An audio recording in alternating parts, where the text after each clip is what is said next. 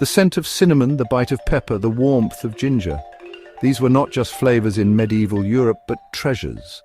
Spices held immense value, far beyond their weight in gold. In an era before refrigeration, they were vital for preserving food, especially meat, through the harsh winters. This practical use was only heightened by their role in medicine. Spices were believed to cure ailments, from simple headaches to the plague. Yet it was perhaps their ability to transform bland meals into culinary delights that cemented their desirability. Spices represented luxury, exoticism, and the refinement of taste. For centuries, these prized spices flowed into Europe from the east, traveling along ancient land routes known as the Silk Road.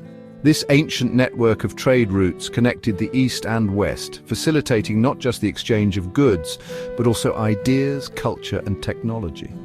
The Silk Road was a lifeline for merchants and traders who braved its many challenges to bring valuable commodities like silk, spices, and precious stones to European markets.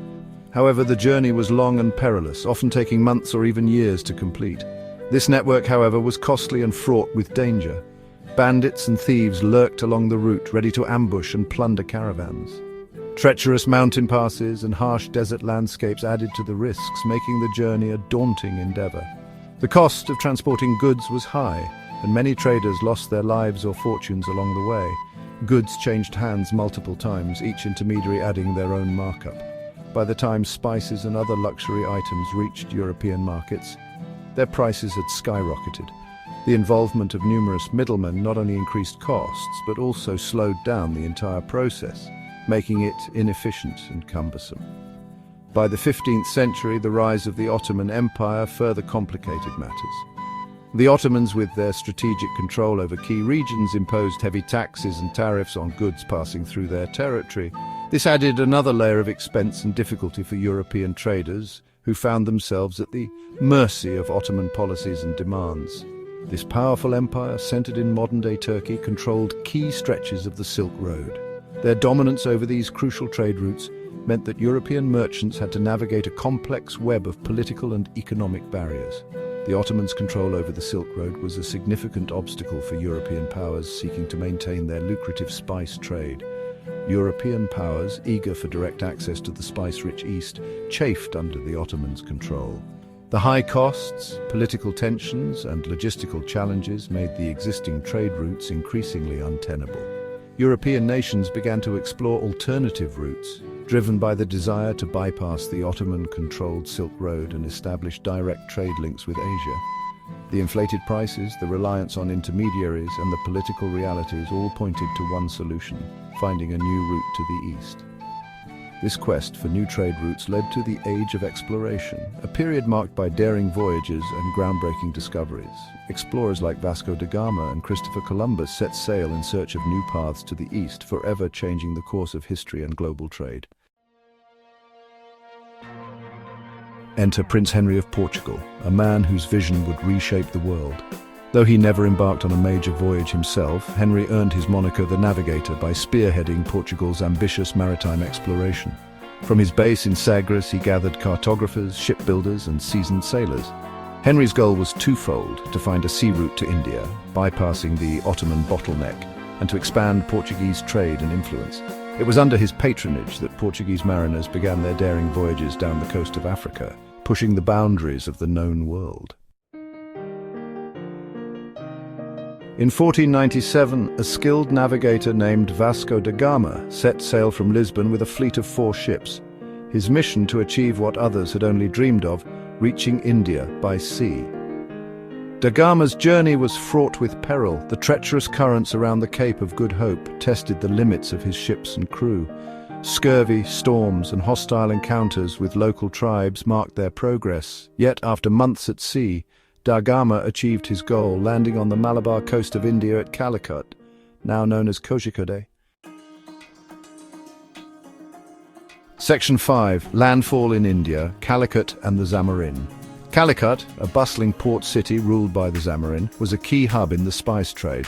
Da Gama, arriving with his modest cargo of European goods, sought an audience with the Zamorin. The initial encounter was one of mutual curiosity tinged with suspicion. The Zamorin, though intrigued by the prospect of new trade alliances, was also wary of these European newcomers. Language barriers and cultural misunderstandings further complicated their interactions. Section 6. Empires of trade, Portuguese strongholds and shifting power. Despite the initial challenges, Da Gama's voyage opened the floodgates. Portugal, eager to capitalize on this newfound route, established fortified trading posts along the Indian coast.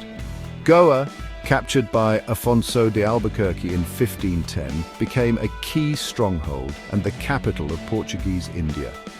These outposts, strategically positioned along maritime trade routes, served as bases for controlling the flow of spices and other valuable commodities. The Portuguese, with their superior naval power, muscled their way into the existing trade networks, disrupting the traditional Arab dominance. Section 7. A new wave of arrivals, Dutch, British and French ambitions. The Portuguese, however, were not alone in their pursuit of Eastern riches. Their early successes in establishing a foothold in India and Southeast Asia did not go unnoticed by other European powers. The allure of the spice trade, with its promise of immense wealth, was too tempting to resist. Word of their success reached other European powers, sparking a fierce rivalry for control of the lucrative spice trade. The Dutch, British and French, each with their own ambitions and strategies, set their sights on the East. This competition was not just about trade, it was a struggle for dominance, influence and power on a global scale. The Dutch East India Company, established in 1602, challenged Portuguese dominance, establishing their own trading posts in India and Southeast Asia. They were known for their aggressive tactics and efficient organization, which allowed them to quickly become a formidable force in the region. The Dutch were not just traders, they were also colonizers, seeking to control key ports and territories to secure their trade routes. The British East India Company, chartered in 1600, followed suit, initially focusing on trade before gradually expanding their influence. The British approach was more measured, often forming alliances with local rulers and integrating themselves into the existing political landscape. Over time, their presence grew stronger, and they began to exert more control over the regions they operated in, laying the groundwork for future colonial rule. The French, though latecomers, also established a presence, hoping to carve out their own share of the pie. They founded the French East India Company in 1664 and set up trading posts in key locations. Despite facing stiff competition from the Dutch and British, the French were determined to establish themselves as a major player in the region. Their efforts were marked by both successes and setbacks, as they navigated the complex and often volatile political landscape of India and Southeast Asia. Section 8. The shadow of colonization, from trade to conquest. This scramble for trade, however, had a darker side. What began as commercial ventures gradually morphed into something more sinister. European powers, exploiting local rivalries and weaknesses, began to assert political control. The British East India Company in particular, with its private army and cunning diplomacy, played a pivotal role in this transition. By the late 18th century, large swathes of India had fallen under British sway, marking the beginning of the British Raj.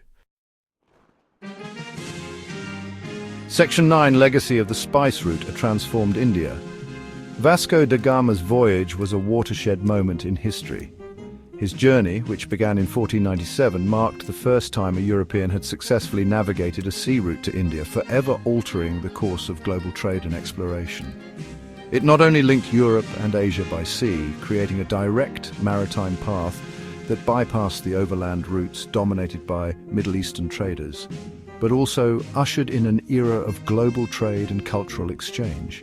This new route allowed for the faster and more efficient movement of goods, ideas and cultures between the continents. India, once a distant land of spices and wonders, became intricately connected to the West. The spices of India, such as pepper, cinnamon and cardamom, were highly sought after in Europe, leading to a surge in demand and trade. Became intricately connected to the West. The arrival of European traders and explorers brought not only commerce but also new technologies, ideas and cultural practices. The arrival of Europeans, however, had a profound and lasting impact on India's trajectory. While it opened up new avenues for trade and cultural exchange, it also marked the beginning of a period of colonial domination. While it led to new trade opportunities and cultural interactions, it also brought about significant changes in the social and economic fabric of Indian society. Traditional industries were disrupted, and local economies were often reoriented to serve European interests.